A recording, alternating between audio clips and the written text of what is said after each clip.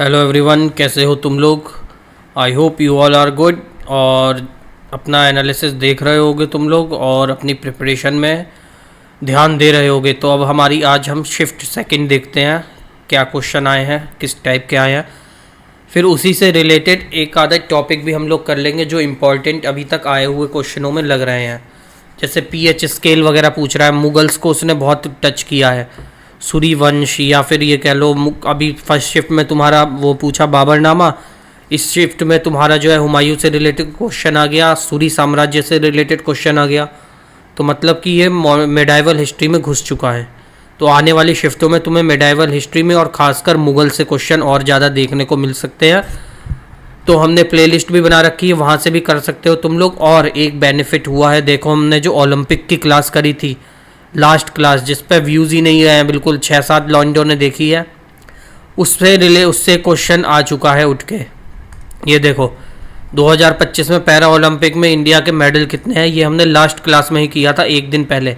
Total 29 medal हैं, 7 gold, 9 silver और 13 bronze. और उससे रिलेटेड क्वेश्चन तुम्हारा एग्ज़ाम में आ गया सामने का सामने। तो मैं जो भी कराता हूँ ऐसे फालतू हवा में नहीं कराता हूँ, पता है मुझे कितना क्या क्या आ सकता है, उस हिसाब से ही चलता है।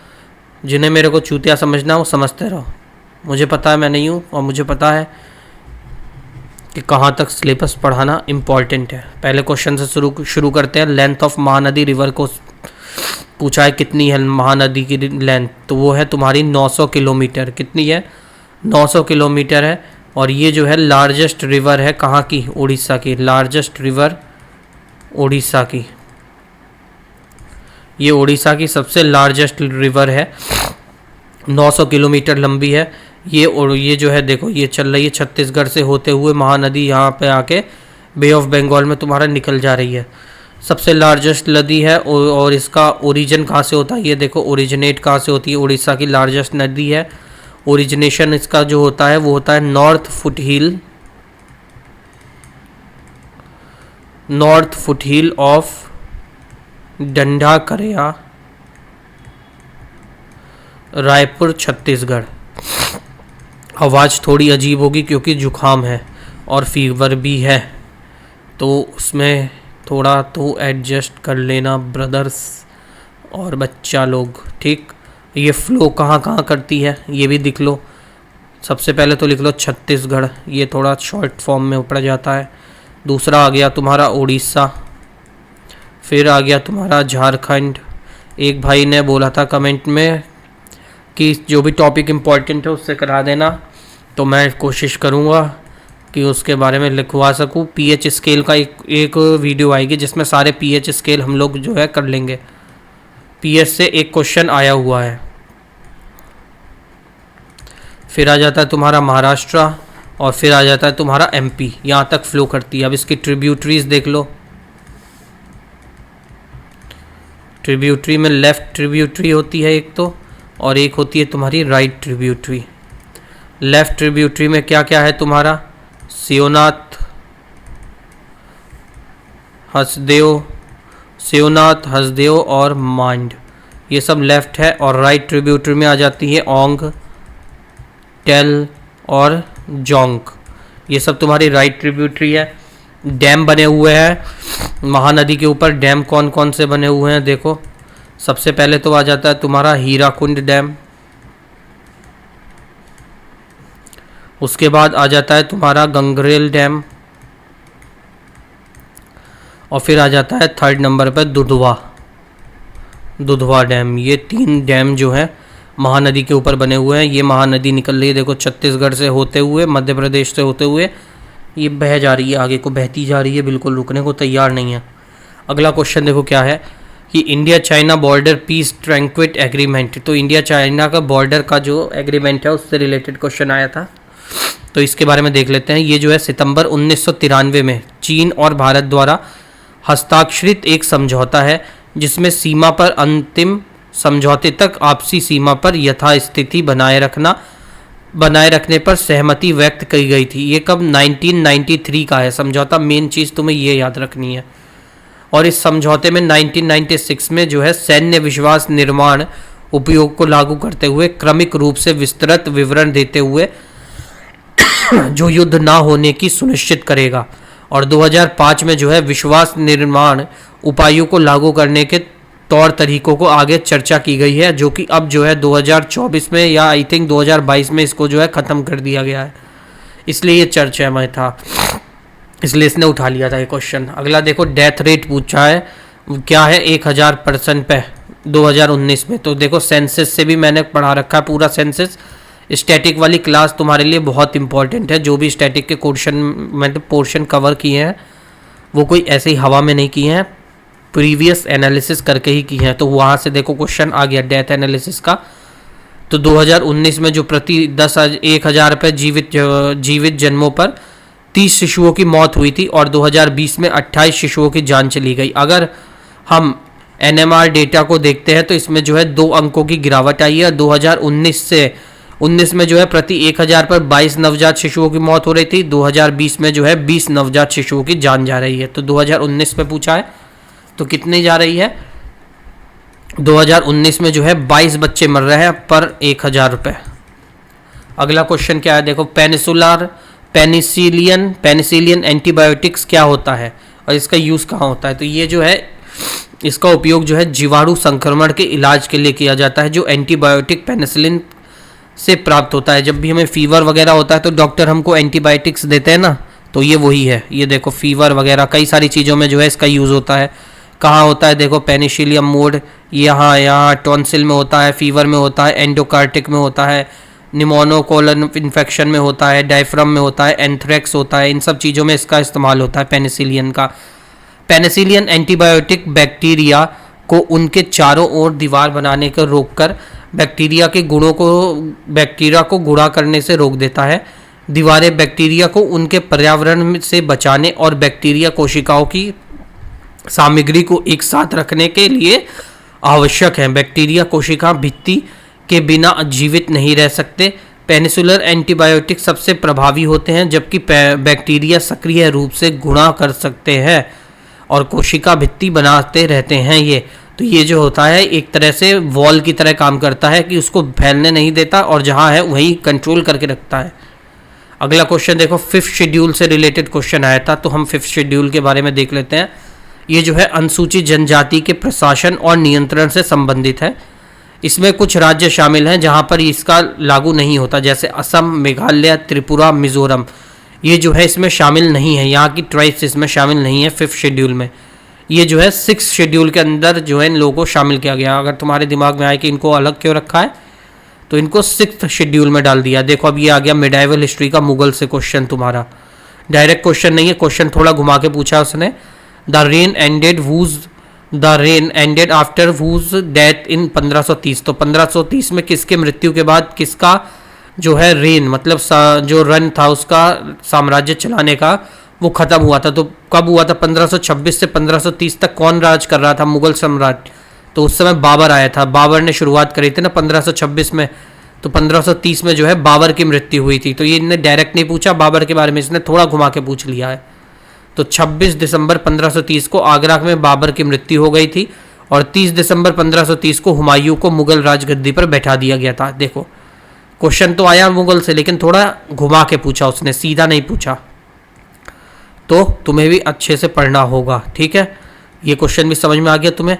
अगला क्वेश्चन देखो क्या है, ये सूर्य वंश का क्वेश्चन आ गया तुम्हारा कि 1555 में किसके whose son was defeated and returned to the throne। तो 1555 में किसका बेटा हारा था और जो कि वापस अपनी गद्दी पर बैठा था, कौन। तो 1555 में हुमायूं ने जो है सिकंदर सूरी को हराकर अपना साम्राज्य फिर से स्थापित किया और देश की गद्दी पर वापस आ गया था। 1540 में मशरह खान शीरों से पराजित होने के बाद हुमायूं जो है 15 सालों तक निर्वाचित रहा था। फिर 1555 में हुमायूं ने नसरुद्दीन की लड़ाई में सिकंदर सूरी को हराया और मुगल साम्राज्य को फिर से स्थापित किया था। 1555 में किसने किया था, हुमायूं में।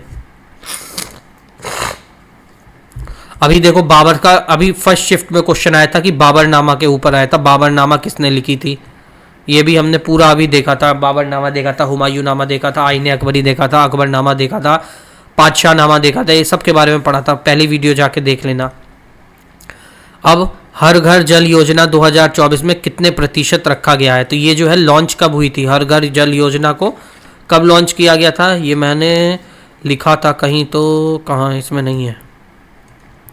तो हर घर जल योजना को जो है मोदी जी ने लॉन्च किया था। इसको मोदी जी ने इसको लॉन्च किया था, हर घर जल योजना को। कब किया था? 15 अगस्त 2019 में। 15 अगस्त 2019 में इसको जो है लॉन्च किया गया था। और इसका उद्देश्य क्या था? एम क्या था? इसका उद्देश्य था भारत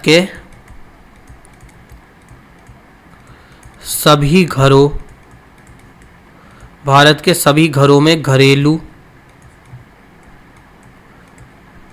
नल कनेक्शन को अवेलेबल कराना।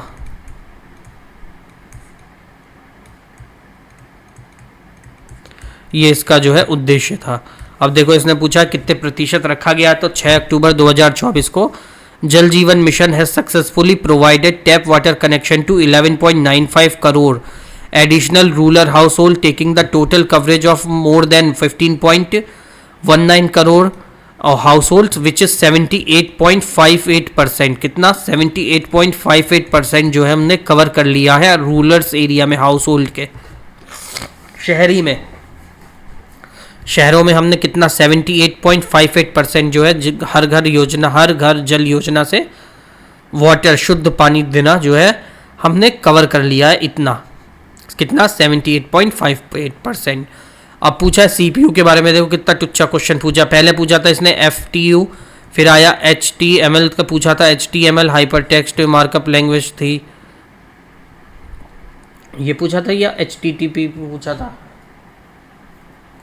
तो अब देखो CPU का फंक्शन पूछा है। तो CPU क्या होता है? सबसे पहले तो ये बताओ तुम, कौन सी डिवाइस है ये? इनपुट डिवाइस है कि आउटपुट डिवाइस है? ये कमेंट करके तुम लोग बताना इसमें कि CPU कैसी डिवाइस है, इनपुट डिवाइस है, आउटपुट डिवाइस है। ये देखो, ये क्या होता है? ब्रेन होता है कंप्यूटर का। इतना तो तुम्हें पता ही होगा, ये तो 5वीं 6ठी क्लास में आ जाता है क्वेश्चन कि CPU क्या है। CPU जो है ब्रेन होता है हमारे को उसका, कंप्यूटर का। तो ये बहुत ही बेसिक सा क्वेश्चन है, इसके ज़्यादा डिटेल में नहीं जाएंगे, अगले क्वेश्चन पे आएंगे।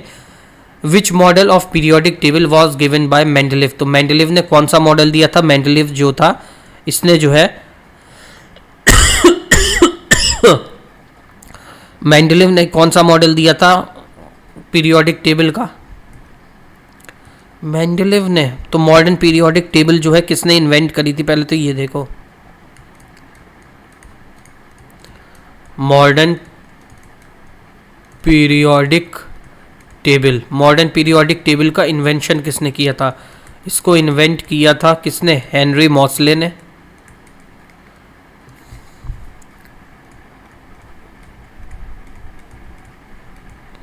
और कब किया था? 1913 में हेनरी मॉसले ने इसको इन्वेंट किया था। और मेंडलीव ने इसमें जो है वो दिए थे 7 पीरियड, बताए थे कि इसमें 7 पीरियड होंगे और 18 ग्रुप्स होंगे इसके अंदर।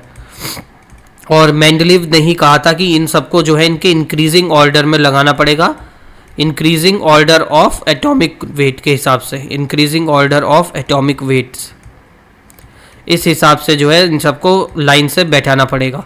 तो ये किसने कहा था? मेंडलीव ने कहा था। अगला आता है 52वें चीफ जस्टिस के बारे में। तो कौन है? जस्टिस BR गवई हैं 52वें हमारे चीफ जस्टिस ऑफ इंडिया। और भारत के मुख्य न्यायाधीश देश के न्यायिक पालिका के प्रमुख हैं और संविधान के कायम रखने तथा सभी नागरिकों के लिए न्याय सुनिश्चित करने के लिए महत्वपूर्ण भूमिका निभाते हैं। इतना समझ में आ रहा है? अब आया 97वें कॉन्स्टिट्यूशनल अमेंडमेंट, जिसमें कोऑपरेटिव कमेटी के बारे में है, जो कि कोऑपरेटिव कमेटी के बारे में है। वॉज इन एग्जिस्टेंस फॉर कितने समय तक ये एग्जिस्टेंस में रहा था? तो इसको पास कब किया गया था? 2011 में इसको पास किया गया था। और ये इंश्योर कराता है the future governance of the cooperative society and this amendment came into force on 15 फरवरी 2012। ये अमेंडमेंट कब आया था? 15 फरवरी 2012 में आया था। 97वें कॉन्स्टिट्यूशनल अमेंडमेंट जो है ये कोऑपरेटिव सोसाइटी के द्वारा जो है इसको पास किया गया था 2011 में। ठीक, कौन सी रिवर है जो बे ऑफ बंगाल में फॉल करती है पर वो गंगा में इंक्लूड नहीं है? तो river that flow into bay of Bengal do not join river Ganga. तो उसमें आ जाती है गोदावरी, महानदी, कृष्णा, कावेरी और ताप्ती, नर्मदा। कौन सी? गोदावरी, महानदी, कृष्णा, कावेरी, ताप्ती और नर्मदा। ये सब वो नदियाँ हैं, इसमें से ही कोई एक ऑप्शन में रहा होगा, तो मैंने पूरा ही दे लिया इसमें, जो कि बे ऑफ बंगाल में तो गिरती हैं लेकिन वो गंगा का पार्ट नहीं है। These river flow in the peninsular India and drain directly into the bay of Bengal और अरेबियन सी। तो या तो ये बे ऑफ बंगाल में, बंगाल की खाड़ी में गिरती हैं या अरब सागर में जाके गिरती हैं। ठीक, अगला क्वेश्चन देखो, पैरा ओलंपिक से पूछा इसने कि कितने मेडल इंडिया ने पैरा ओलंपिक में जीते थे। तो हमने देखो ये लास्ट क्लास हमारी ओलंपिक वाली क्लास मैंने करा रखी है तुमको, उस पर तुम्हें दिख भी जाएगी। उससे तुम्हें मैंने शुरू में ही बताया, क्वेश्चन आया है देखो।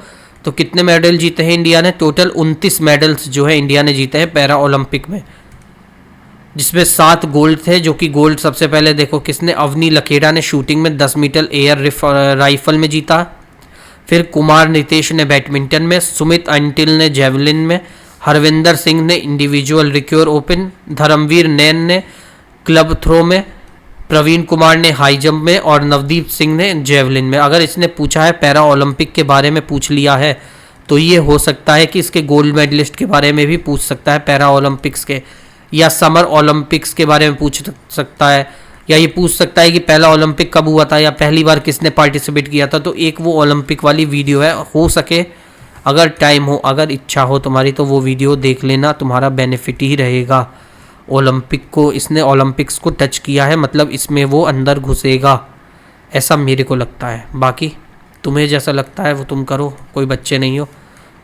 ठीक है, थैंक यू सो मच। अगर तुमने वीडियो देखी है तो लाइक करना, अगर और वीडियो ऐसी चाहते हो तो सब्सक्राइब कर लेना हमारे चैनल को, जिससे कि और भी हम लोग अच्छे से एनालिसिस को देख सकें और एनालिसिस कर सकें। अब ये मेरे से ये बकवास कोई मत करना कि एनालिसिस कराना एथिक्स के ख़िलाफ़ है, ये है वो है ये है, मैं उस चक्कर में नहीं पड़ने वाला हूँ। जिन्होंने ये रेल लगा रखी है उन्हें लगाने दो। अगर तुम्हारा पेपर भी नहीं हुआ होता तो तुम भी एनालिसिस ढूंढते, जिनका 5 तारीख को पड़ गया है उनके लिए एक बेनिफिट ये रहता है कि उनकी शिफ्ट थोड़ी इजी आ जाती है बाकी लोगों से, और नॉर्मलाइजेशन में सब बराबर हो जाएगा। तो ये लोग जो हल्ला मचा रहे हैं कि एनालिसिस बंद, ये वही लोग हैं जो पहले एसएससी में एनालिसिस करा देते हैं, फिर उसके बाद उनका नोटिफिकेशन आता है तो फिर चिल्लम चिल्ली करते हैं कि हाँ हम नहीं कराएंगे एनालिसिस, नहीं कराएंगे। ठीक, ये वही लोग हैं जो आपस में लड़ते हैं ऑनलाइन आके, और ऑफलाइन में जब मिलते हैं तो एक दूसरे के गले में ऐसे मिलते हैं हाथ डाल के, और ऐसे फ़ोटो खिंचाते हैं बिल्कुल चिपक के, बिल्कुल पिछले जन्म के करण अर्जुन भाई थे। और ऑनलाइन आके ये लोग ऐसे भिड़ते हैं जैसे कि एक तरफ गब्बर है और दूसरी तरफ से ठाकुर है। तो ये सब व्यूज़ का खेल होता है, तुम इसके चक्कर में मत पड़ना। तुम्हारा लास्ट है, पेपर चल रहा है, उसी में ध्यान देना, इन सब बकवास में मत रहना। ये सब मॉरल, ये सब एथिक्स तब काम आते हैं जब तुम्हारे बैंक अकाउंट में पैसा हो।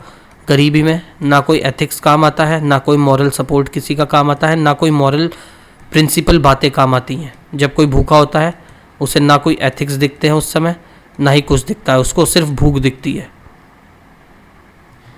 तो प्रैक्टिकली थोड़ा सोचो, ज़्यादा एथिक्स के चक्कर में मत पड़ो।